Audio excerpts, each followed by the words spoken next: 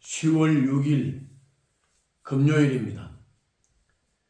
오늘 묵상할 본문은 열왕기상 13장 1절부터 10절입니다.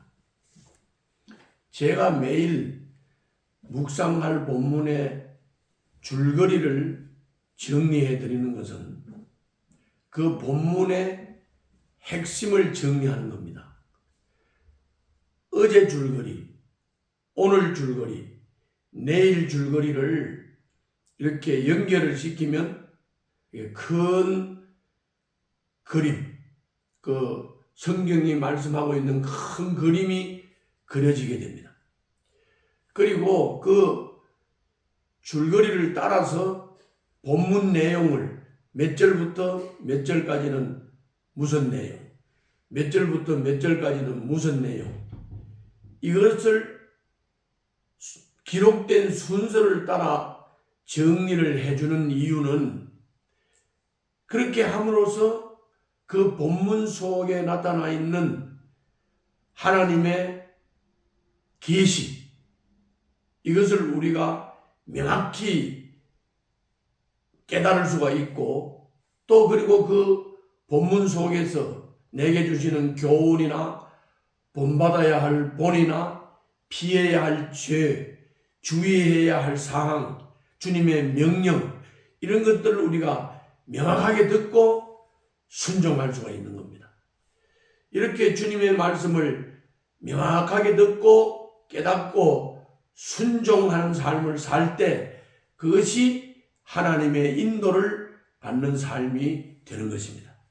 그래서 매일 반복적이지만은 오늘 본문의 줄거리를 말씀을 드리고 본문의 내용을 기록된 순서를 따라 정리를 하는 것입니다. 자, 오늘 본문도 마찬가지로 줄거리는 하나님의 사람이 베델의 제단을 향해 저주를 선포했습니다. 어제도 말씀을 드렸지만은 베델의 제단은 여로보암이 이스라엘 백성들이 예루살렘으로 돌아갈까봐 두려워서 예루살렘의 하나님의 율법을 따라 형성되어 있는 성전과 제사, 절기 이런 것들을 그대로 가져와서 유사하게 만든 겁니다. 이거는 하나님을 믿는 게 아니고 유사 종교입니다. 그래서 하나님의 사람이 그 베델의 제단을 저주했던 것입니다. 여로보암이 호의를 베풀며 회유를 했습니다. 그 하나님의 사람에게. 그러나 하나님의 사람은 단호하게 거절하고 돌아갔습니다. 이것이 오늘 본문의 줄거리입니다. 이 줄거리를 따라서 본문을 정리를 하도록 하겠습니다. 먼저 1절입니다. 1절을 보시면 여로보암이 베델 제단에서 분향을 하려고 했습니다. 그때 유다에서 한 사람의 하나님의 사람이 왔습니다. 그가 제단을 향해 저주를 선포했습니다. 이어서 2절, 3절을 읽어보시면 그는 장차 다윗의 후손 요시야가 산당의 제사장들을 죽이고 그들을 제단의 제물로 불태울 것이라고 예언을 했습니다. 제사장들을 죽이고 제단의 제물을 불태울 것이다. 이렇게 하나님의 사람이 예언을 했습니다. 누가 불태우냐? 다윗의 후손 요시아가 그렇게 할 것이다. 이렇게 예언을 선포했습니다. 이 예언 후 열왕기하 23장 15절부터 18절을 보면 300년 후에 이 예언이 정확하게 성취가 되었습니다. 또 4절, 5절을 읽어보시면 여로보암 왕이 손을 뻗어서 이 하나님의 사람의 예언 선포를 제지하려고 했습니다. 그렇지만 주님이 그 여로보암의 손을 마비시켜 버렸습니다. 그래서 이 쭉 뻗었던 손을 오므릴 수가 없게 되었습니다. 그리고 그 제단이 갈라지고 재가 쏟아지게 하셨습니다. 하나님의 사람이 한 예언이 반드시 이루어질 것이라는 징표로 주신 것입니다. 마지막으로 7절부터 10절을 보면 여로보암이 강압으로 하나님의 사람을 제지할 수 없음을 알고 뇌물로 하나님의 사람을 회유를 했습니다. 그러나 어떻게 하든 그의 지지를 얻어서 자신이 만든 종교의 권위와 정당성을 확보하려고 여로보암은 하나님의 사람을, 유다에서 온 하나님의 사람을 회유했던 것입니다. 그런 속셈이었습니다.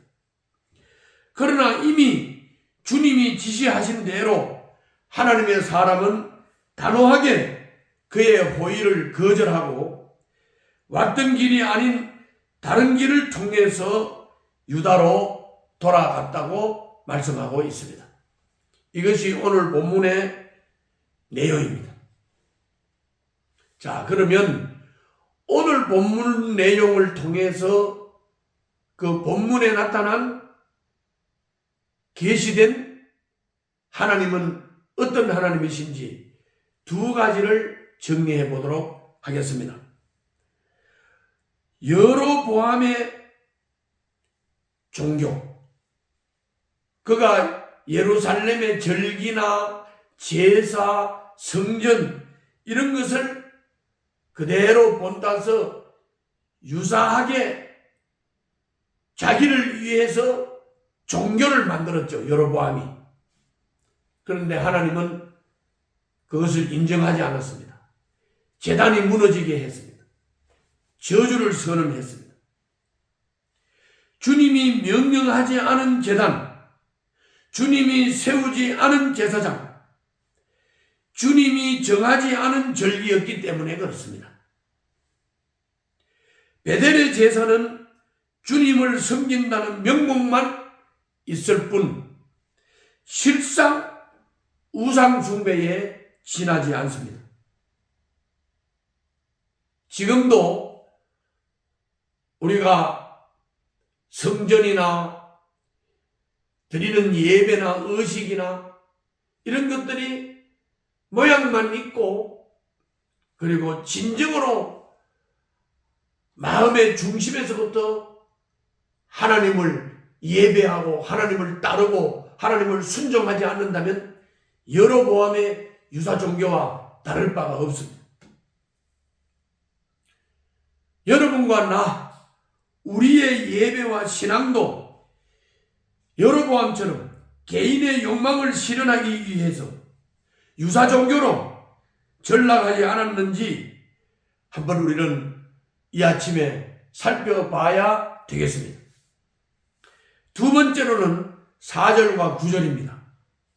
하나님의 사람이 담대히 왕을 맞서서 하나님의 예언의 말씀을 선포했을 때 주님이 하나님의 사람 편에서 하나님의 사람을 도우셨습니다. 그를 왕의 위협에서 보호하시고 왕의 호의에 넘어가지 않도록 미리 예언자를, 하나님의 사람을 가르쳤습니다. 그러면 지금 내 믿음의 여정을 방해하는 여로보암 같은 강압과 또 여로보암의 회유 같은 유혹이 무엇인지 살펴보시기를 바랍니다. 그리고 이런 데 넘어가지 않기 위해서는 말씀으로 미리 무장을 해야 믿음을 지킬 수가 있습니다. 지금 시대는 믿음을 지키기가 매우 어렵습니다. 우리의 믿음을 흔드는 강압적인 세속의 권세들과 세력들이 있는가 하면 온갖 눈에 보이고 귀에 들리는 온갖 화려하고 화사한 것들이 우리를 미혹하고 유혹하고 있습니다. 이런 것들에게 넘어가지 않고 흔들리지 않기 위해서는 우리는 말씀을 바로 깨닫고 그 말씀을 바로 듣고 그 말씀을 굳게 붙잡고 무장을 해야 합니다. 그래야 유혹당하지 않고 강압에 흔들리지 않고 믿음을 지킬 수가 있습니다. 끝까지 믿음을 지키는 승리자가 되시기를 바랍니다. 기도하겠습니다. 돈과 쾌락의 유혹을 단호히 물리칠 단단한 믿음을 갖게 하여 주시옵소서. 예수님 이름으로 기도하옵나이다. 아멘.